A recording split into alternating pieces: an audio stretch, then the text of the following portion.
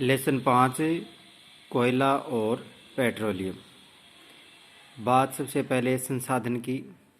जो भी पदार्थ मानव के लिए उपयोगी होता है वो चाहे सजीव हो या निर्जीव हो, संसाधन कहलाता है। और जो पदार्थ प्रकृति से उपलब्ध कराए जाते हैं वे प्राकृतिक संसाधन कहलाते हैं। अर्थात जो पदार्थ प्रकृति से प्राप्त होते हैं और मानव के लिए उपयोगी हैं वो प्राकृतिक संसाधन कहलाते हैं। ये 2 प्रकार के कक्षा स्तर 8 के अनुसार बताए गए हैं। अक्षय प्राकृतिक संसाधन, ये संसाधन प्रकृति में असीमित मात्रा में उपस्थित होते हैं और मानव क्रियाकलापों से समाप्त होने वाले नहीं हैं। उदाहरण के लिए सूर्य का प्रकाश है, वायु है। समाप्त होने वाले प्राकृतिक संसाधनों में प्रकृति में इन स्रोतों की मात्रा सीमित है। ये मानवीय क्रियाकलापों द्वारा समाप्त हो सकते हैं। इन संसाधनों के उदाहरण अपने वन है, वन्य जीव है, खनिज, कोयला, पेट्रोलियम, प्राकृतिक गैस इत्यादि हैं। अब कोयले का निर्माण कैसे होता है? तो इसमें यह है कि लाखों करोड़ों वर्ष पहले जब पृथ्वी पर भारी मात्रा में उथल पुथल हुई और पेड़ पौधे और उनके अंश ज़मीन में नीचे दब गए और नीचे दबने से पृथ्वी के भीतर उच्च ताप और दाब के कारण वे कोयले में परिवर्तित हो गए। तो कोयले का निर्माण जिस प्रक्रम से होता है वो कार्बनीकरण कहलाता है। मृत वनस्पति के धीमे प्रक्रम द्वारा कोयले में परिवर्तन होने को कार्बनीकरण कहते हैं। अर्थात कोयले का निर्माण ही कार्बनीकरण कहलाता है।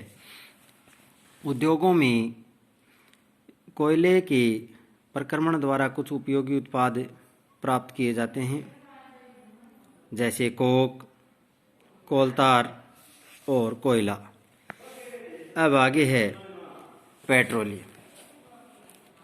पेट्रोलियम ईंधन प्राकृतिक स्रोत से प्राप्त होते हैं जिसे पेट्रोलियम कहते हैं। पेट्रोलियम शब्द की उत्पत्ति पेट्रा चट्टान एवं ओलियम से हुई है, क्योंकि यह ज़मीन के नीचे की चट्टानों के मध्य से निकाला जाता है। अब पेट्रोलियम का निर्माण कैसे हुआ? पेट्रोलियम का निर्माण समुद्र में रहने वाले जीवों से हुआ। जब ये जीव मृत हुए, इनके शरीर समुद्र के पैंदे में जाकर जम गए और फिर रेत तथा मिट्टी के तहों द्वारा ढक दिए गए। लाखों वर्ष में वायु की अनुपस्थिति, उच्च ताप और दाब के कारण मृत जीवों को पेट्रोलियम और प्राकृतिक गैस में परिवर्तित कर दिया गया। पेट्रोलियम का परिष्करण। पेट्रोलियम गहरे रंग का तेलीय द्रव है। इसकी गंध अप्रिय होती है। ये विभिन्न संगठनों जैसे पेट्रोलियम गैस, पेट्रोल, डीजल, स्नेहक तेल, पैराफिन, मोम आदि का मिश्रण होता है। पेट्रोलियम के विभिन्न संगठकों, प्रभाजों को पृथक करने का प्रक्रम परिष्करण कहलाता है। यह कार्य पेट्रोलियम परिष्करणी में संपादित किया जाता है। अब आगे है प्राकृतिक गैस। प्राकृतिक गैस एक बहुत महत्वपूर्ण जीवाश्म ईंधन है, क्योंकि इसका परिवहन पाइपों द्वारा सरलतापूर्वक हो जाता है। प्राकृतिक गैस को उच्च दाब पर संपीड़ित प्राकृतिक गैस के रूप में भंडारित किया जाता है। सीएनजी की फुल फॉर्म कहें या पूरा नाम कहें इसका, वो होता है कंप्रेस्ड नेचुरल गैस, अर्थात संपीड़ित प्राकृतिक गैस। और यह परिवहन वाहनों में ईंधन के रूप में बहुत ज़्यादा उपयोगी है, क्योंकि यह कम प्रदूषणकारी है और ये साफ़ सुथरा स्वच्छ ईंधन है। सीएनजी का एक लाभ और भी है, घरों और कारखानों में सीधा जलाया जा सकता है। यहाँ इसकी आपूर्ति पाइपों के माध्यम से भी की जा सकती है। हमारे देश में प्राकृतिक गैस त्रिपुरा, राजस्थान, महाराष्ट्र और कृष्णा गोदावरी डेल्टा में पाई जाती है। अब बात आती है विश्व उष्णन की। लगातार पृथ्वी के तापमान में वृद्धि को विश्व उष्णन या ग्लोबल वार्मिंग कहा गया है, क्योंकि जब पर्यावरण प्रदूषण बढ़ने से वातावरण में CO2 जैसी गैसों की प्रधानता होती है तो वो विश्व उष्णन को जन्म देती है। अब आगे है विश्व उष्णन का खतरा कम कैसे किया जाए, तो इसके लिए पर्यावरण प्रदूषण को कम किया जाना आवश्यक है।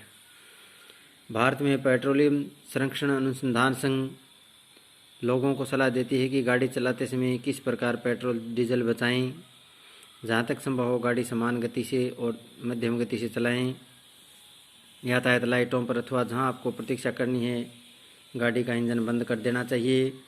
टायरों में वायु दाब सही रखना चाहिए और गाड़ी का नियमित रखरखाव भी सुनिश्चित किया जाना चाहिए। अब पाठ के महत्वपूर्ण बिंदुओं में है कोयला, पेट्रोलियम और प्राकृतिक गैस सभी जीवाश्म ईंधन हैं। जीवाश्म ईंधन का निर्माण सजीवों के मृत अवशेषों से लाखों वर्ष पूर्व हुआ था। जीवाश्म ईंधन समाप्त होने वाले संसाधन हैं। कोक, कोलतार और कोयला गैस कोयले से प्राप्त उत्पाद हैं। पेट्रोलियम के प्रसंस्करण से पेट्रोलियम गैस, पेट्रोल, डीजल, मिट्टी का तेल, पैराफिन, मोम, स्नेहक तेल आदि प्राप्त होते हैं।